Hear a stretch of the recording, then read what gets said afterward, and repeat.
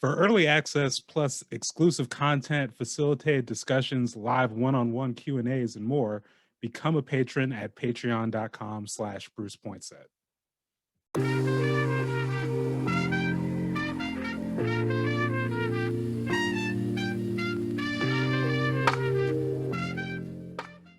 Welcome back to exclusive newsletter interviews. I'm Bruce Pointset, and I got not just a special, maybe a familiar guest to some of you, but familiar guest with a new name, Mr. Donovan Scribes. How are you doing, Donovan? I'm doing good. I'm doing real good. Thank you for having me. Yeah. So it's not just that you changed your name, but also that you recently put out an op-ed for Street Roots titled "Why Scribes: The Long Ancestral Journey That Led Me to Change My Name." It's really just a really deep personal piece, and I think some people might think, oh, so what's the big deal about a name change? But like you really get into it. You really get into the family history, just your experience coming up, whether it be, in Portland, going to OES, going to Fisk, coming back into town. You even drop some news about a new addition to your family, and we're gonna get into all of that. But just to start it off, can you just, again, I highly encourage people to read the whole essay, but I guess can you just like briefly summarize why this name change was so important to you?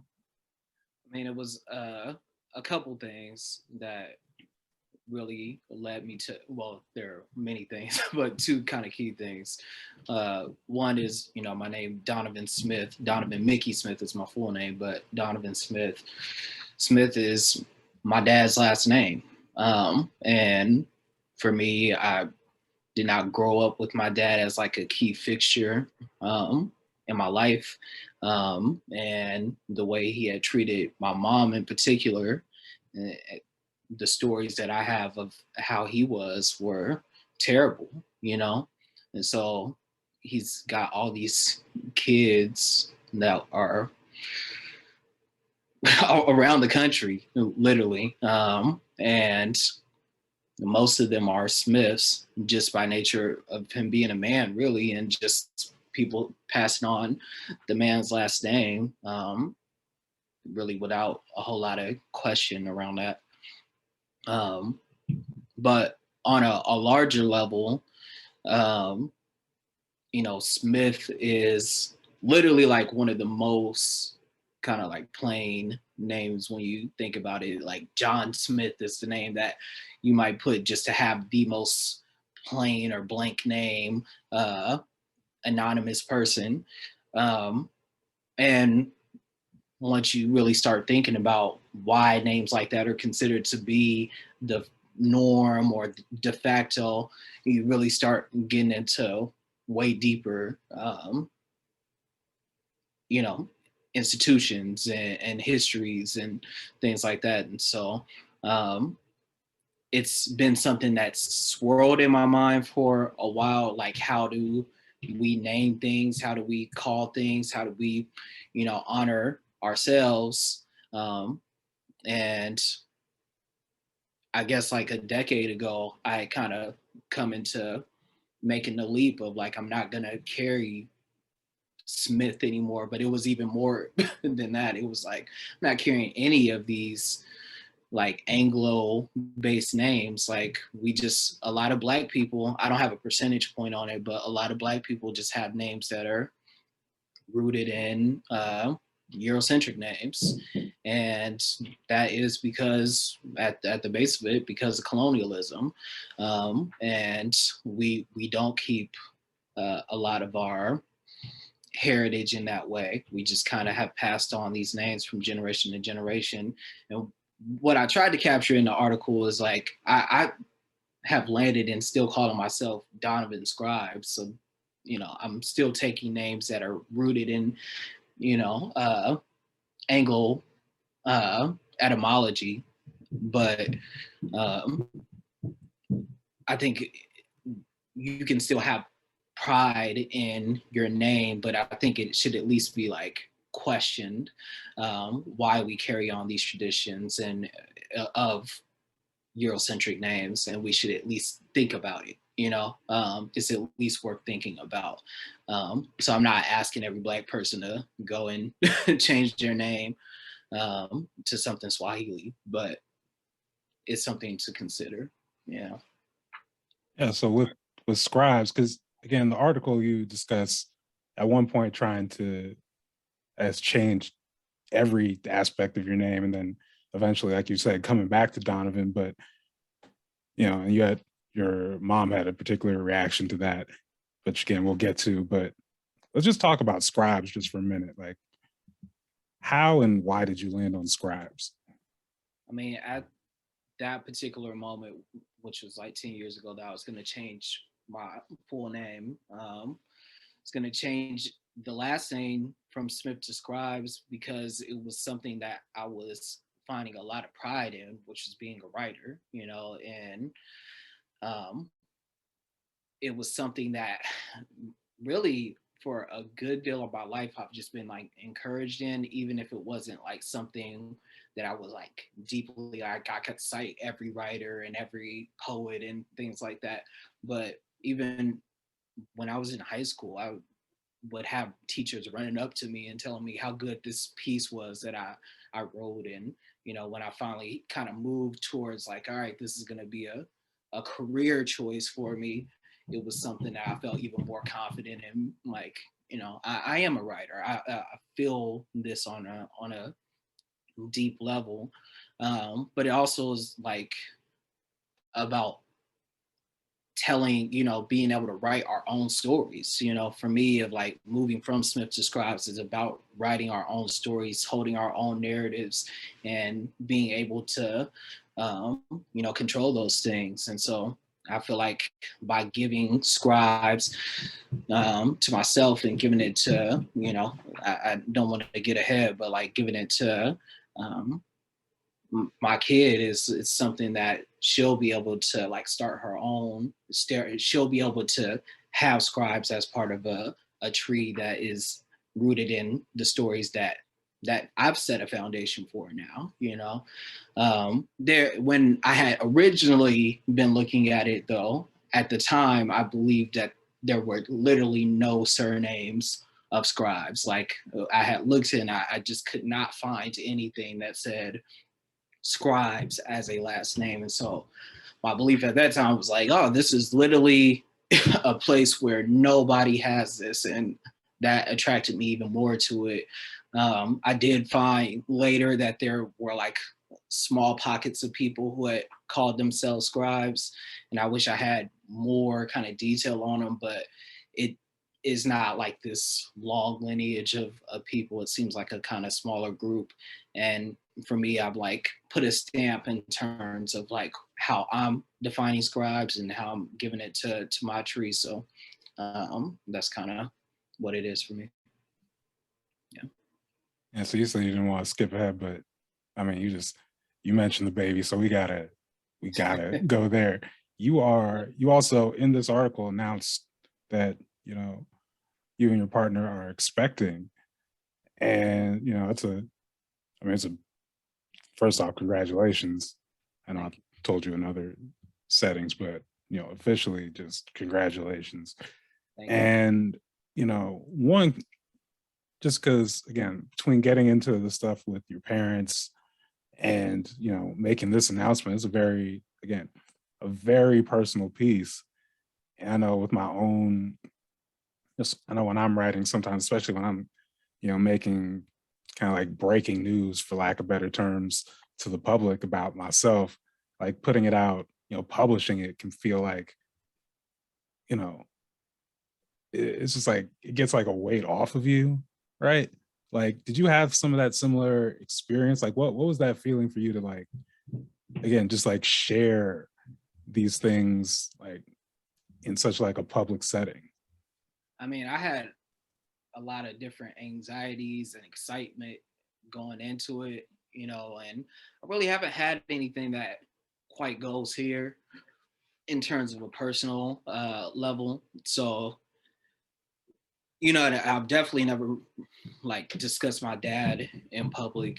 And so it was one of those things where I was talking to my mom at length before this piece came out. I, you know, spoke to my aunt who's mentioned in the article, and spoke with my her mom, my grandma before.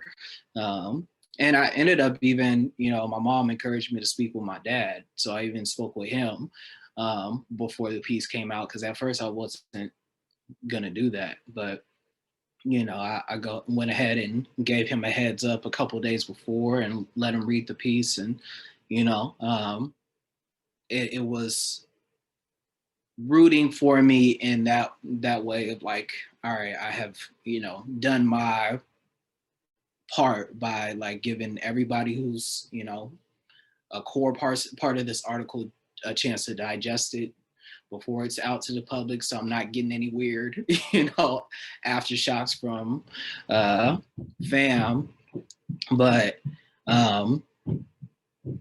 you know, it's really just, I felt like I was giving a lot more of myself to people. And I've been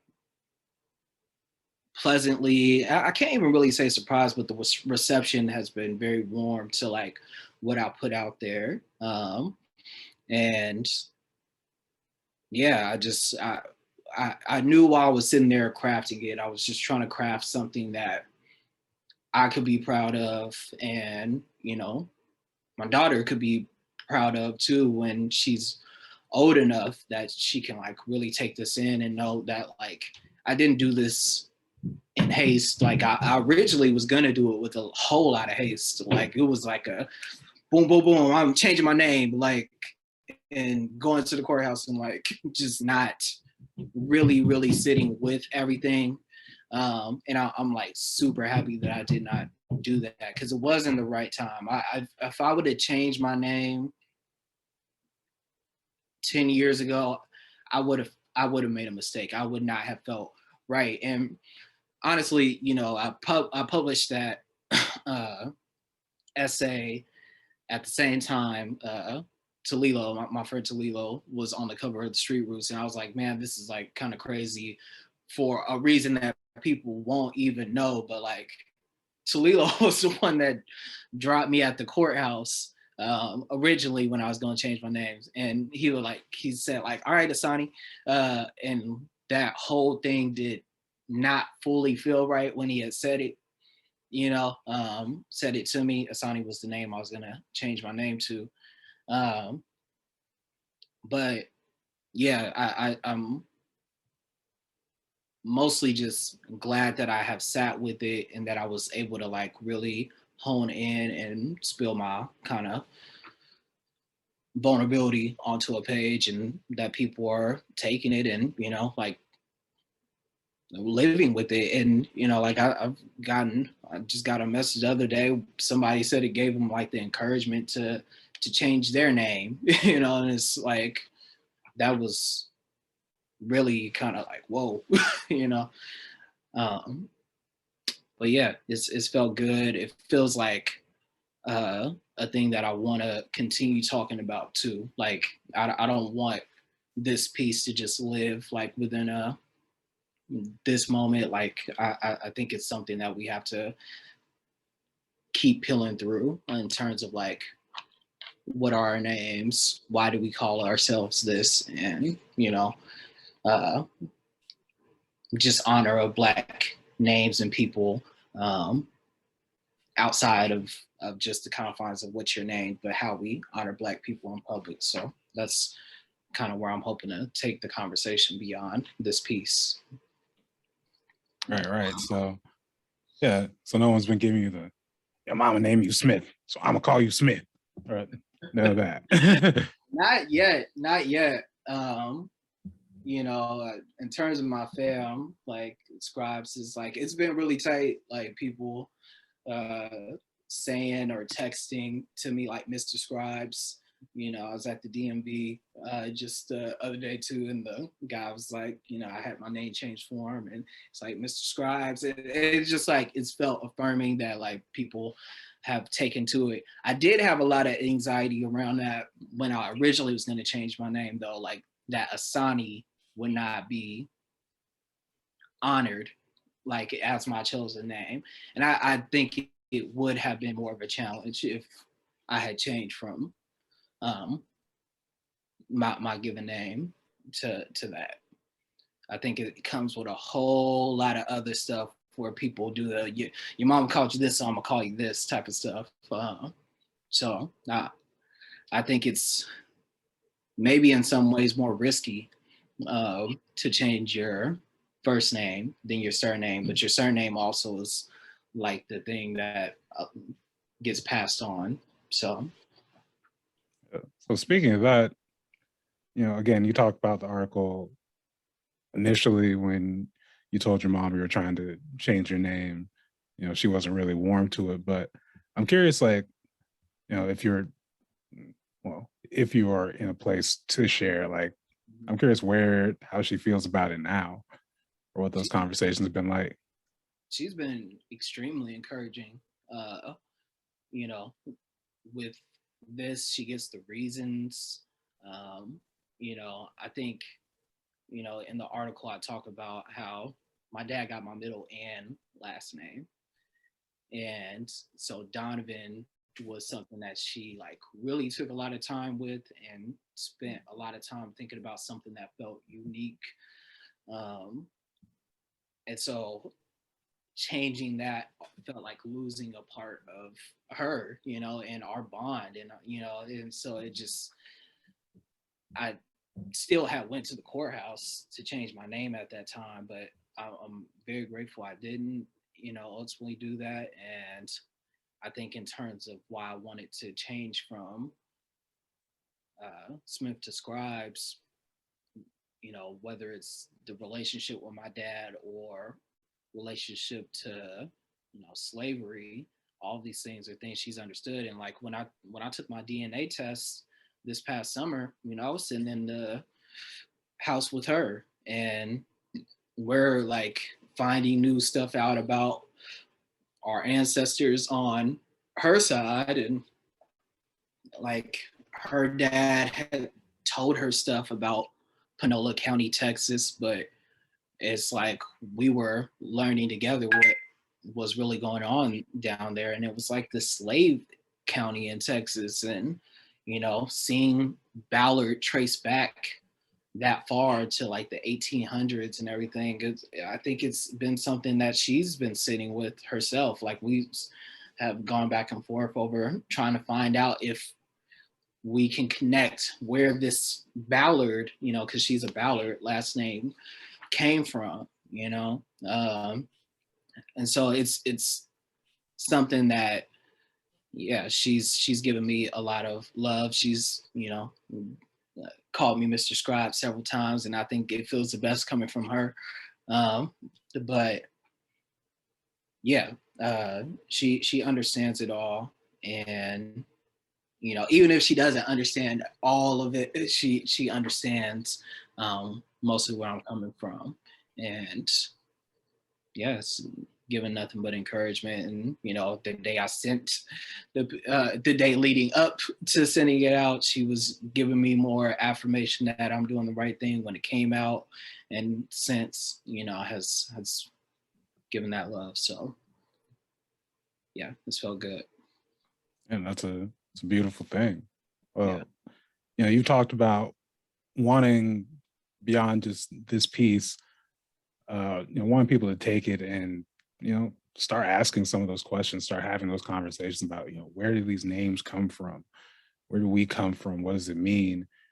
But yeah, is there anything else you like to say either about the article or just what you want people to take away from this? Yeah, I think I definitely wanted to release this piece during Black History Month, um, because it's as much about history as it is about future, and I tried to capture more than name. This is not just a conversation about names. If you really read through the article, I didn't go as deep as I could have with what was going on with my dad. But I think there's things that he was doing and has done that are things that are happening in the community that should be talked about, you know, in terms of absenteeism and in terms of, you know, how he showed up with my mom, in terms of how he talks about himself, even, you know, as an older man. I think there's things in there that are about class, you know.